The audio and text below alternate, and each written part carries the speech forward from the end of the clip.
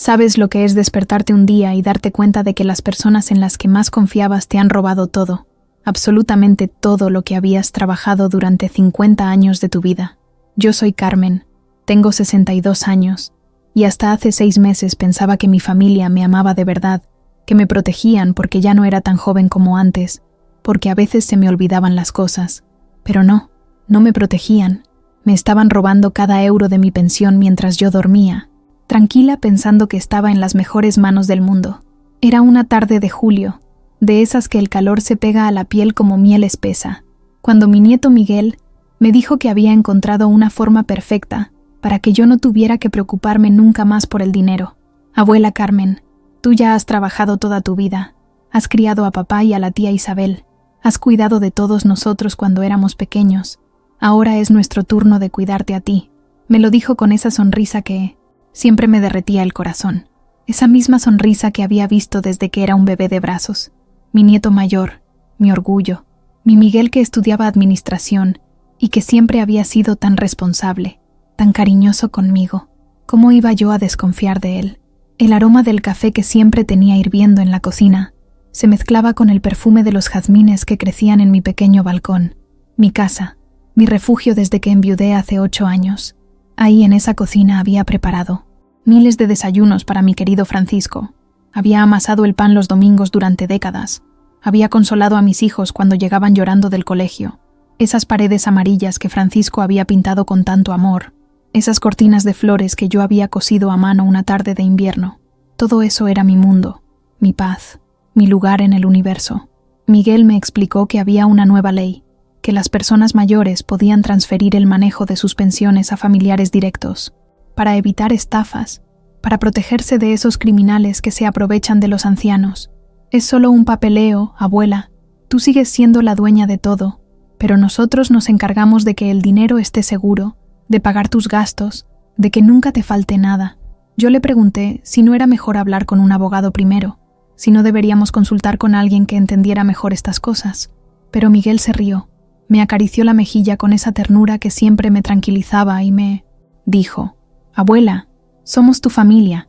¿Quién va a cuidarte mejor que nosotros? Además, los abogados solo quieren sacar dinero. Te van a cobrar una fortuna por algo que nosotros podemos resolver en una tarde». Esa palabra, familia, siempre había sido sagrada para mí. Había crecido en una casa donde la familia era todo, donde mi madre nos repetía una y otra vez que los parientes podían fallar en todo, pero nunca te iban a traicionar, nunca te iban a dejar tirada cuando más los necesitaras. Mi madre, que había criado a 7 hijos prácticamente sola porque mi padre trabajaba en el puerto desde el amanecer hasta que se ponía el sol. Mi madre que cosía ropa para otros para conseguir unas pesetas extra, que repartía su propia comida entre nosotros, aunque se quedara con hambre. Ella siempre decía: «Carmen, hija mía, los amigos van y vienen, pero la familia es para toda la vida». Los papeles que Miguel me trajo parecían muy oficiales, con sellos y firmas, y esas letras pequeñitas que ya casi no podía leer sin mis gafas. Me dolía la cabeza cuando intentaba concentrarme en esos documentos tan largos, tan complicados. «No te preocupes por leer todo eso, abuela. Es pura burocracia. Lo importante es que firmes aquí y aquí». Miguel marcó las líneas con una cruz. Me acercó el bolígrafo que siempre usaba para escribir mis cartas. Ese bolígrafo azul que Francisco me había regalado en nuestro último aniversario. «Solo pon tu firma como siempre la haces, Carmen Delgado Morales, y ya está. Todo solucionado». Mi hermana Isabel había muerto 2 años antes. Ella siempre había sido la lista de la familia, la que entendía de números y de bancos y de todas esas cosas complicadas. Si Isabel hubiera estado viva, seguro que me habría aconsejado mejor, seguro que habría leído cada palabra de esos papeles antes de dejarme firmar nada. Pero Isabel ya no estaba, y yo me sentía tan sola a veces, tan perdida en este mundo que cambiaba tan rápido. Los bancos ahora eran todos por internet. Los teléfonos eran como pequeñas computadoras. Hasta para comprar el pan había que usar tarjetas. Me sentía como una extranjera en mi propia vida. Firmé los papeles esa tarde de julio, con el sonido de los grillos empezando ya a cantar en el patio de Doña Pilar, mi vecina de toda la vida. El calor había bajado un poco y se podía respirar mejor. Miguel me besó la frente antes de irse. Me dijo que al día siguiente todo estaría listo, que ya no tendría que preocuparme por nada más. Te vamos a cuidar como una reina, abuela. Vas a ver cómo a partir de ahora todo va a ser mucho más fácil para ti. Se fue silbando esa canción que siempre silbaba cuando era pequeño. Esa melodía que me recordaba a las mañanas de domingo cuando venía a desayunar conmigo y con el abuelo. Los primeros días, después de firmar todo, parecía que nada había cambiado. Miguel venía cada mañana a traerme el dinero para los gastos del día, exactamente lo que yo le pedía. 50 euros para el mercado, 20 para la farmacia, 30 por si acaso. Él me daba el dinero con una sonrisa. Me preguntaba si necesitaba algo más, si me sentía bien, si había dormido bien. Yo me sentía tan cuidada, tan protegida. Por fin tenía a alguien que se preocupaba por mí de verdad, alguien que se hacía cargo de todas esas cosas aburridas que cada vez me costaban más trabajo. Pero después empezaron las excusas. Abuela, la pensión este mes llegó un poco tarde. No te preocupes que mañana te doy para todo lo que necesites. O hubo un problema con el banco, pero ya lo estamos solucionando. Al principio yo no le daba importancia. Estas cosas pasan. Los bancos siempre tienen problemas. Pero cuando empecé a pedir un poco más de dinero porque quería comprarle un regalo de cumpleaños a mi ahijada Lucía, Miguel me dijo que mejor esperara al mes siguiente, que este mes habían tenido muchos gastos con mi medicación. Un día de agosto, cuando el calor era insoportable y ni siquiera las persianas cerradas conseguían refrescar la casa. Fui al banco para revisar mi cuenta. No sé por qué, tenía una sensación extraña, como esa que tienes cuando sueñas que algo malo está pasando, pero no sabes exactamente qué. El señor Rodríguez, que había sido mi contacto en el banco durante más de 20 años, me miró con una cara muy seria cuando le expliqué lo que quería. Señora Carmen, usted ya no tiene acceso a esta cuenta. Fue transferida a nombre de su nieto Miguel hace 2 semanas. Las palabras del señor Rodríguez me sonaron como si me las dijera desde muy lejos, como cuando tienes fiebre alta y todo suena distorsionado. Pero ¿cómo va a ser eso posible? Si es mi pensión, es mi dinero. El señor Rodríguez me mostró los papeles que yo había firmado, esos mismos papeles que Miguel me había dicho que eran solo para protegerme. Aquí dice claramente que usted transfiere todos sus derechos sobre esta cuenta a Miguel Delgado, además de darle poder legal para manejar todos sus bienes. Yo no entendía las palabras legales, pero entendía perfectamente lo que había pasado. Mi propio nieto me había robado. El camino de vuelta a casa ese día fue el más largo de mi vida. Cada paso me pesaba como si llevara piedras en los zapatos. El sol me quemaba la cara, pero yo ni siquiera podía sentir el calor. Solo podía pensar en que me había quedado sin nada, completamente sin nada. Mi pensión de 1.200 euros mensuales, esos euros que había ganado trabajando 50 años como limpiadora en 3 casas diferentes, levantándome todos los días a las 5 de la mañana, llegando a casa cuando ya era de noche. Todo ese dinero ahora estaba en las manos de Miguel, y yo no tenía ni idea de cómo recuperarlo. Esa noche no pude dormir. Me quedé sentada en la cocina hasta que amaneció, tomando manzanilla, y pensando en cómo había sido tan tonta, tan ingenua. Me acordaba de mi madre otra vez, pero ahora sus palabras me sonaban diferentes. La familia es para toda la vida. Sí, mamá, pero para robar también, para aprovecharse de una vieja que ya no ve bien, que se confía porque cree que la sangre significa algo. Al día siguiente llamé a Miguel, pero él no contestó el teléfono. Después llamé a mi hijo Antonio, el padre de Miguel, y cuando le conté lo que había pasado, él me dijo que no exagerara, que Miguel solo estaba cuidando mi dinero, que era mejor así, porque yo ya estaba muy mayor para manejar esas responsabilidades. Mamá, tú te olvidas de las cosas. El otro día se te quedó el gas encendido toda la noche. Podrías haber quemado la casa. Es mejor que Miguel se encargue de todo. Mi propio hijo defendiendo al ladrón. Mi propio hijo diciéndome que yo estaba loca. Durante las siguientes semanas, Miguel siguió viniendo a verme, pero ahora era diferente. Ya no me traía el dinero que yo pedía, me traía lo que él consideraba que yo necesitaba. Abuela, con 30 euros tienes suficiente para toda la semana, ya no necesitas comprar tantas cosas.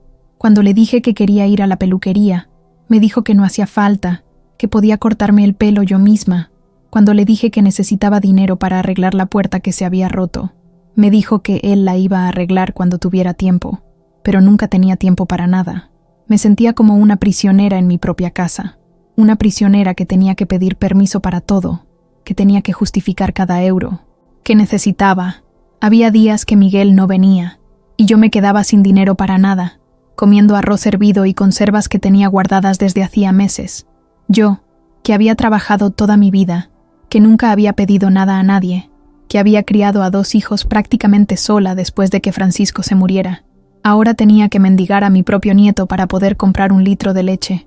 Una tarde de septiembre, cuando ya empezaba a refrescar un poco y se podían abrir las ventanas sin que entrara ese calor sofocante del verano, estaba en el pequeño parque que hay cerca de mi casa, sentada en el banco donde siempre me sentaba cuando necesitaba pensar. Ahí fue donde conocí a Eduardo. Yo estaba llorando, no podía evitarlo. Me sentía tan desesperada, tan sola, y de repente un señor mayor, bien vestido, con unos ojos muy amables, se acercó y me preguntó si me encontraba bien. Disculpe, señora, no quiero molestarla, pero la veo muy angustiada. Si necesita ayuda o alguien con quien hablar, yo estoy aquí. Hacía tanto tiempo que nadie me hablaba con esa amabilidad, con esa preocupación genuina. Le conté todo, desde el principio, desde el día que Miguel me convenció de firmar esos papeles hasta la situación en la que me encontraba ahora. Eduardo me escuchó sin interrumpir, asintiendo de vez en cuando, y cuando terminé de hablar, me dijo algo que cambió mi vida para siempre. Carmen, yo soy abogado jubilado, y lo que le han hecho a usted es un delito, es apropiación indebida y abuso de confianza. Pero no se preocupe, esto tiene solución. Eduardo tenía 71 años. Había trabajado durante 40 años como abogado especializado en derecho civil, y aunque ya estaba jubilado, todavía sabía perfectamente cómo funcionaban estas cosas. Lo primero que vamos a hacer es revisar esos documentos que usted firmó, porque estoy seguro de que no son legales. Nadie puede transferir una pensión sin autorización judicial, y mucho menos sin la supervisión de un abogado independiente. Me explicó que lo que Miguel había hecho era aprovecharse de mi confianza y de mi desconocimiento de las leyes para robarme todo mi dinero. Los días siguientes fueron como un torbellino. Eduardo me acompañó al banco, habló con el señor Rodríguez, revisó todos los papeles, y efectivamente, todo lo que Miguel había hecho era completamente ilegal. Carmen, su nieto forjó varios documentos, y además los que usted firmó no tienen ninguna validez legal porque falta la supervisión notarial obligatoria. Eduardo presentó una denuncia penal contra Miguel y una demanda civil para recuperar inmediatamente todos mis bienes. Pero lo más increíble de todo esto es que mientras todo este proceso legal estaba pasando, Eduardo y yo nos fuimos conociendo mejor. Él venía todos los días a explicarme cómo iba el caso, a acompañarme a las citas con los abogados, a asegurarse de que yo estuviera bien. Y sin darme cuenta, empecé a sentir algo que creía que nunca más iba a sentir después de la muerte de Francisco. Empecé a enamorarme otra vez a los 62 años. Eduardo era viudo también. Había perdido a su esposa 3 años antes, y me contaba que desde entonces se había dedicado solo a trabajar y a cuidar de sus nietos. Pero conmigo era diferente. Me llevaba flores los viernes, me invitaba a caminar por el parque, me contaba historias de sus años como abogado. Tenía una forma de hablar tan elegante, tan cuidadosa, pero al mismo tiempo tan cariñosa. Cuando me miraba, yo me sentía otra vez como una mujer, no como una vieja inútil que no sabía manejar su propio dinero. Mientras tanto, Miguel seguía viniendo a mi casa como si nada hubiera pasado, pero ahora yo ya sabía la verdad, y cada vez que lo veía me hervía la sangre. Él llegaba con esa sonrisa falsa, me traía sus 30 euros de limosna y me preguntaba cómo estaba. Muy bien, Miguel, muy bien. De hecho, tengo que contarte algo importante. Resulta que tengo un amigo abogado que está revisando todos los papeles que firmé contigo. Nunca olvidaré la cara que puso Miguel cuando le dije eso. Se le cambió completamente la expresión. Se puso pálido como un papel. ¿Un abogado? Pero abuela, ¿para qué necesitas un abogado si todo está perfecto como está? Además, no tenemos dinero para pagar abogados. Le expliqué que Eduardo no me cobraba nada, que era mi amigo, que estaba haciendo todo esto por afecto hacia mí. Miguel empezó a ponerse nervioso, a hacer preguntas. a querer saber quién era ese abogado, dónde lo había conocido, qué le había contado exactamente. Por primera vez en mi vida vi a mi nieto como realmente era, un ladrón preocupado porque lo habían descubierto. La demanda legal fue muy rápida porque las pruebas eran evidentes. Eduardo había conseguido todos los documentos del banco. Había demostrado que las transferencias se habían hecho sin autorización legal. Había encontrado incluso algunos gastos que Miguel había hecho con mi dinero para sus propias cosas. Su nieto no solo le robó la pensión Carmen, también usó su dinero para comprarse un coche nuevo y para pagar las vacaciones de toda su familia. Cuando Eduardo me enseñó los extractos bancarios, no podía creer lo que veía. Miguel había gastado en 2 meses más de 3.000 euros de mis ahorros en cosas para él. El juez ordenó la devolución inmediata de todos mis bienes y además condenó a Miguel a pagar una multa por apropiación indebida. Pero lo más importante para mí no era el dinero, era la justicia. Era que alguien había reconocido oficialmente que yo no estaba loca, que no era una vieja chocha que no sabía lo que pasaba. Era que tenía razón, que me habían robado, que me habían mentido, que me habían traicionado de la forma más vil que existe. Miguel intentó pedirme perdón cuando se dio cuenta de que iba a perder el juicio. Vino a mi casa una tarde, pero esta vez no venía solo. Trajo a mi hijo Antonio y a mi nuera Pilar, y los 3 se pusieron de rodillas en mi salón para suplicarme que retirase la denuncia. Abuela, soy tu nieto, soy tu sangre, no puedes hacer esto a la familia. Además, todo lo que hice fue por protegerte, para que no te estafaran otros. Pero yo ya no era la misma Carmen ingenua que había sido 6 meses antes. Ahora tenía a Eduardo a mi lado, ahora sabía cuáles eran mis derechos, ahora entendía que el amor verdadero no se demuestra robando. Miguel, tú no me protegiste de nada. Tú fuiste exactamente el estafador del que me tenías que proteger. Y lo peor de todo es que eras mi familia. Eras la persona en la que más confiaba en el mundo. Le dije que la denuncia seguía adelante, que iba a llegar hasta las últimas consecuencias, que quería que todo el mundo supiera lo que había hecho. Mi hijo Antonio me gritó que era una mala madre, que estaba destruyendo a la familia por el dinero, pero yo ya no me dejaba intimidar por esos gritos.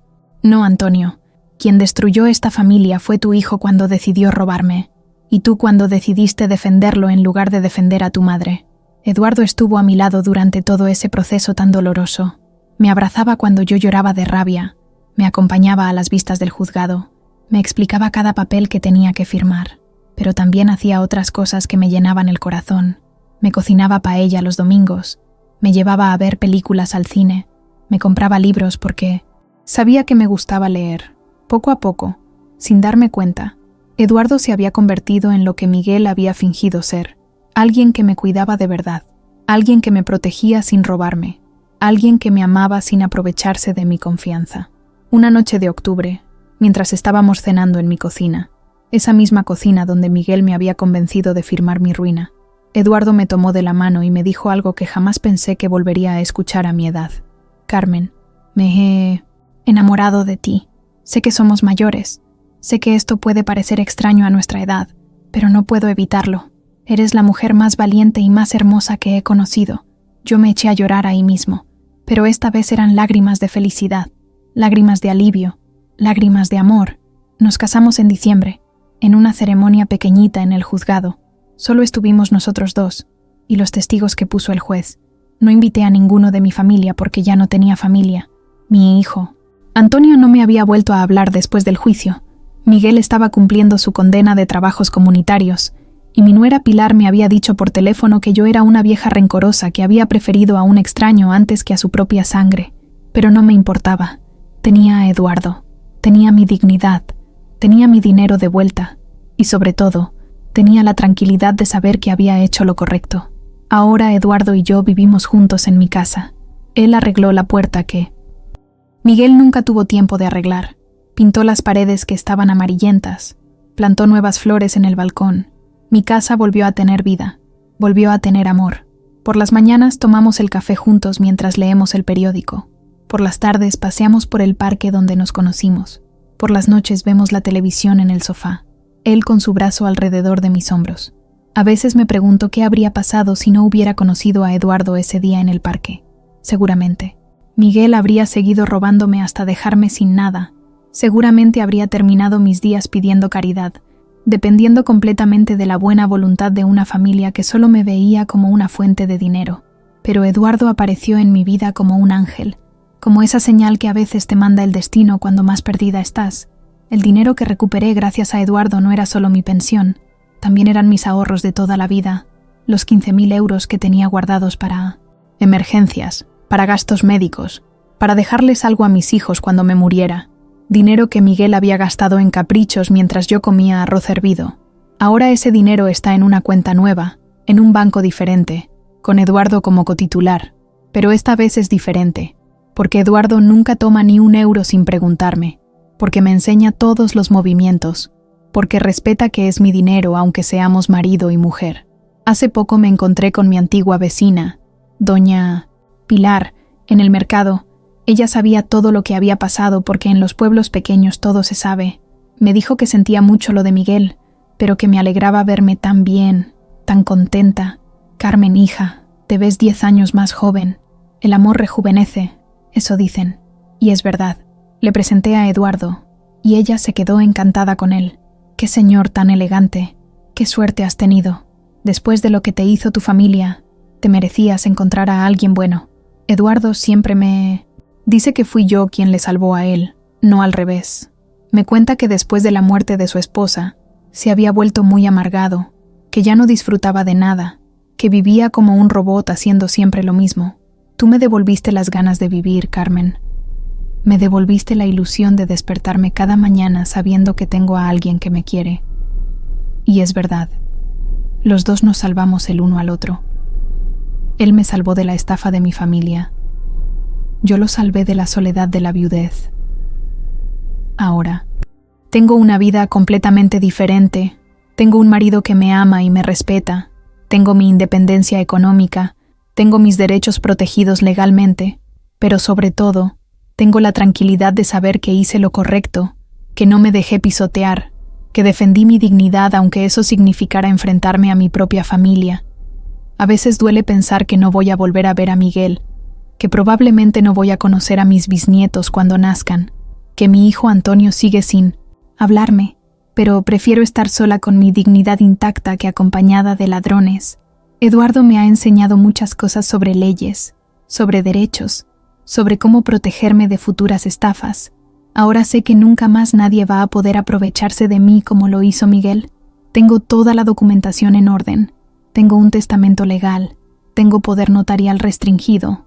Si algún día necesito ayuda por mi edad, será con supervisión legal, con todas las garantías, no con la palabra de un nieto ladrón. El otro día Eduardo me preguntó si me arrepentía de algo de todo lo que había pasado. Yo le dije que solo me arrepentía de una cosa, de haber confiado tanto en Miguel que no vi las señales de alarma, porque las señales estaban ahí, esa prisa que tenía por hacerme firmar, esa insistencia en que no consultara con un abogado, esa forma de aislarme de todo el mundo que pudiera aconsejarme diferente. Pero el amor de abuela me cegó, la confianza en la familia me hizo vulnerable. Ahora cuando voy al banco, el señor Rodríguez siempre me saluda con mucho respeto. Creo que se siente mal por no haberme avisado antes de que algo extraño estaba pasando con mi cuenta. Pero ya no importa. Lo importante es que todo se solucionó, que la justicia funcionó, que los buenos ganamos al final. Eduardo dice que mi caso debería ser un ejemplo para otras personas mayores que están pasando por lo mismo, porque lamentablemente esto pasa más de lo que la gente cree. Veces me quedo pensando en todas las personas mayores que están siendo estafadas por sus propias familias en este mismo momento. Personas que no tienen la suerte de conocer a un abogado en un parque, personas que se quedan calladas por miedo, por vergüenza, por no saber que tienen derechos. Me dan ganas de salir a gritarles a todos que no se dejen, que peleen, que busquen ayuda, porque nadie, absolutamente nadie, tiene derecho a robarte tu vida entera aunque sea tu propia sangre. Eduardo y yo estamos pensando en mudarnos a una casa más pequeña, más cerca del centro, donde podamos caminar a todos lados sin depender de autobuses. Vamos a vender mi casa, la casa donde viví tantos años con Francisco, donde crié a mis hijos, donde Miguel me estafó, pero también donde conocí el amor otra vez a los 62 años. Esa casa tiene demasiados recuerdos, algunos buenos y otros muy malos. Es hora de empezar fresh, en un lugar nuevo, con Eduardo, con nuestra nueva vida juntos. Lo que más me gusta de Eduardo es que nunca me trata como si fuera una vieja inútil. Me pide mi opinión para todo, respeta mis decisiones, me hace sentir importante, valiosa. Conmigo habla de política, de historia, de libros. Me cuenta casos interesantes de cuando era abogado. Me explica las noticias del periódico. Me pregunta qué opino de las cosas. Es tan diferente de Miguel, que siempre me hablaba como si fuera una niña tonta que no entendía nada. El amor a los 60 años es diferente del amor de los 20 o los 30. Es más tranquilo, más profundo, más agradecido. Eduardo y yo sabemos que no nos quedan 50 años por delante. Sabemos que este amor tiene fecha de caducidad, por eso lo valoramos mucho más. Cada día juntos es un regalo, cada beso es especial, cada conversación es un tesoro. No perdemos tiempo en tonterías, no discutimos por cosas insignificantes. Hemos aprendido que el tiempo es demasiado valioso para desperdiciarlo. Mi historia podría haber terminado de forma muy diferente. Podría estar ahora en una residencia de ancianos, sin dinero, sin dignidad, dependiendo de la caridad de un Estado que ya tiene bastantes problemas. Podría haber perdido mi casa, mis ahorros, mi independencia. Podría estar muerta de pena y de humillación, pero no. Estoy aquí, estoy viva, estoy enamorada, estoy luchando, estoy contando mi historia para que otras personas no pasen por lo mismo que pasé yo. Si alguien está escuchando esto y está pasando por una situación parecida, si alguien sospecha que su familia le está robando, si alguien se siente presionado para firmar papeles que no entiende, por favor, no lo hagan. Busquen ayuda, consulten con un abogado independiente, no se fíen solo de la palabra de la familia, porque por desgracia, ser familia no garantiza nada. El amor verdadero se demuestra con respeto, con honestidad, con protección real, no con robos disfrazados de cuidado. Eduardo siempre me dice que soy una mujer muy valiente por haber denunciado a Miguel, por haber luchado contra toda mi familia, por haber empezado una nueva vida a mi edad, pero yo no me siento valiente. Me siento simplemente una mujer que decidió defender lo que era suyo, que decidió no dejarse pisotear, que decidió que la dignidad vale más que la falsa paz familiar. Y sobre todo, una mujer que tuvo la suerte increíble de encontrar el amor verdadero cuando menos lo esperaba. Ahora mismo, mientras cuento esta historia, Eduardo está en la cocina preparando la cena. Puedo oler el ajo que está sofriendo en la sartén. Puedo escucharlo canturrear esa canción que siempre canta cuando está contento. En unas horas nos sentaremos a cenar juntos, hablaremos de nuestro día, haremos planes para mañana. Esa normalidad tan simple que Miguel me robó junto con mi pensión. Esa tranquilidad de saber que alguien te cuida de verdad, sin segundas intenciones, sin mentiras, sin traiciones. Mi vida ahora es exactamente como debería haber sido siempre. Tengo amor, tengo respeto, tengo independencia, tengo justicia, tengo todo lo que Miguel me quitó y mucho más, porque Eduardo no solo me devolvió mi dinero, me devolvió mi autoestima, mi confianza en mí misma, mi capacidad de ser feliz. Me demostró que a los 60 años la vida puede empezar otra vez, que nunca es demasiado tarde para defender tus derechos, para encontrar el amor, para ser completamente feliz. Y esa es mi historia, la historia de una mujer que casi pierde todo por confiar en la familia equivocada, pero que al final ganó mucho más de lo que había perdido, porque perdí un nieto ladrón, pero gané un marido maravilloso, perdí una familia falsa, pero gané una vida auténtica, perdí la ingenuidad, pero gané la sabiduría, y sobre todo, aprendí que a veces las mejores cosas de la vida llegan cuando menos las esperas, cuando más perdida te sientes, cuando crees que ya todo está terminado. Han pasado ya 2 años desde que terminó todo aquel infierno legal, y quiero contarles cómo han sido estos últimos meses, porque creo que es importante que sepan que las historias como la mía sí pueden tener finales felices, aunque no sean los finales de cuento de hadas que nos prometían cuando éramos niñas. Eduardo y yo nos mudamos finalmente a esa casita pequeña cerca del centro del pueblo, una casa con 2 dormitorios, un salón lleno de luz y una cocina donde cabe una mesa para 4 personas. A veces vienen los nietos de Eduardo a almorzar los domingos, unos niños preciosos de 8 y 12 años que me llaman abuela Carmen, y que me han devuelto un poco esa alegría de tener familia que creía perdida para siempre. La semana pasada me encontré con mi hijo Antonio en el supermercado. Fue la primera vez que nos veíamos cara a cara desde el día del juicio. Él venía con su carrito de la compra. Yo venía con Eduardo comprando cosas para la cena. Nos miramos durante unos segundos eternos. Ninguno de los dos sabía qué decir. Finalmente Antonio se acercó y me dijo: «Hola mamá, te veo bien». Yo le contesté: «Hola Antonio, estoy muy bien, gracias». Fue una conversación cortés, fría, como la que tendrías con un conocido que no has visto en mucho tiempo. Me preguntó por mi salud. Yo le pregunté por la suya. No mencionamos a Miguel. No mencionamos el dinero. No mencionamos nada de lo que pasó. Cuando nos despedimos, él me dijo: «Me alegro de que seas feliz, mamá». Y yo creo que lo decía en mi serio. Eduardo me dice que tal vez algún día Antonio y yo podamos reconstruir nuestra relación, que el tiempo todo lo cura, que las heridas familiares a veces se pueden sanar, pero yo ya no estoy segura de querer intentarlo. No es rencor lo que siento, es más bien una especie de indiferencia, como cuando tienes una planta que se te muere y después de un tiempo ya no echas de menos regarla. La ausencia de mi hijo en mi vida ya no me duele como me dolía al principio. He aprendido a vivir sin él. He encontrado otras formas de felicidad. He descubierto que la familia verdadera no siempre es la que te tocó por sangre. Miguel cumplió sus trabajos comunitarios ayudando en un centro de ancianos. Eduardo se enteró por casualidad, porque uno de sus antiguos colegas abogados llevaba el caso. Aparentemente Miguel tuvo que pasar 6 meses limpiando, cocinando y cuidando a personas mayores.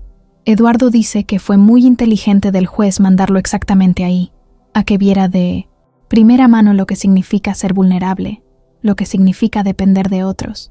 No sé si Miguel aprendió algo de esa experiencia, no sé si entendió realmente el daño que me hizo, pero tampoco me importa mucho ya. He dejado de pensar en él como mi nieto. Ahora es solo un extraño que una vez me robó y que pagó por sus crímenes. Lo que sí me importa es que mi historia ha servido para ayudar a otras personas. Eduardo me convenció de que contara mi caso en una asociación de personas mayores del pueblo de al lado. Fui una tarde de noviembre. Hacía frío y estaba lloviendo, pero el salón estaba lleno de gente, hombres y mujeres de mi edad que vinieron a escuchar cómo había conseguido recuperar mi dinero. Cuando terminé de hablar, 3 personas se acercaron a contarme que estaban pasando por situaciones parecidas. Una señora me dijo que su hija le había quitado la tarjeta del banco y que no le daba ni para comprarse medicinas. Un señor me contó que su yerno había puesto su casa a nombre de él, sin que él se diera cuenta. Después de esa charla, Eduardo ayudó gratis a esas 3 personas a resolver sus problemas legales. Ahora Eduardo y yo damos charlas juntos cada 2 o 3 meses. Yo cuento mi experiencia personal, él explica la parte legal. Entre los dos tratamos de enseñar a la gente mayor cuáles son sus derechos, cómo pueden protegerse, qué señales de alarma tienen que vigilar. Es increíble la cantidad de casos que existen, familias que se aprovechan de padres o abuelos, que los convencen de firmar papeles, que los aíslan de sus amigos, que los manipulan emocionalmente. Cuando escucho esas historias me doy cuenta de que tuve muchísima suerte de conocer a Eduardo cuando lo conocí. Eduardo ha cambiado mi vida en formas que van mucho más allá del dinero recuperado. Me ha enseñado a usar el ordenador. Tengo mi propio correo electrónico ahora y hasta sé enviar fotos por WhatsApp.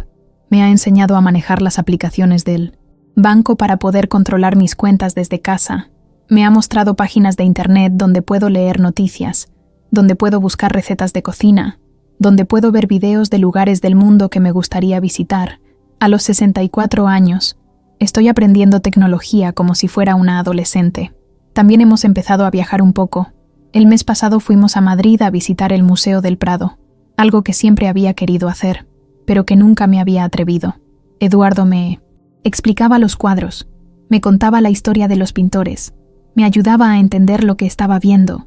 Después fuimos a comer a un restaurante elegante donde yo nunca habría entrado sola. Me sentí como una señora importante, como una mujer sofisticada que sabía de arte y de cultura. Esas son experiencias que jamás habría tenido si hubiera seguido siendo la abuela pobre y engañada que era hace 2 años. A veces pienso en qué les diría a las mujeres jóvenes que me escuchan. Les diría que no se fíen solo de la familia, que aprendan sobre dinero y sobre leyes, que no permitan nunca que nadie las trate como si fueran tontas. Les diría que el amor puede llegar a cualquier edad, que nunca es demasiado tarde para empezar de nuevo, que la dignidad vale más que la comodidad.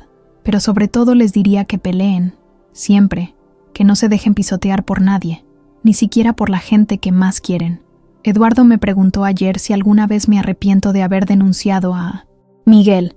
Si a veces pienso que habría sido mejor quedarme callada para no romper la familia, le dije que no, que jamás me he arrepentido ni por un segundo, porque lo que Miguel me quitó no era solo dinero, era mi libertad, mi independencia, mi autoestima. Era mi derecho a decidir sobre mi propia vida, y eso no tiene precio. Eso no se puede perdonar así como así, solo porque alguien sea tu nieto. Mi nueva vida no es perfecta, claro que no. Eduardo y yo a veces discutimos, como todas las parejas. Él es muy ordenado y yo soy más caótica. A él le gusta ver las noticias y a mí me gustan las novelas de la televisión. Él prefiere quedarse en casa y yo prefiero salir a caminar. Pero esas son discusiones normales, discusiones de gente que se respeta y se quiere.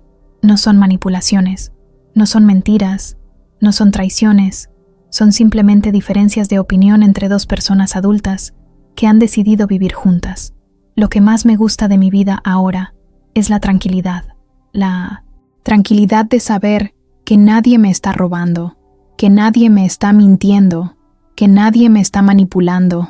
La tranquilidad de despertarme cada mañana sabiendo exactamente cuánto dinero tengo, dónde está, para qué lo voy a usar.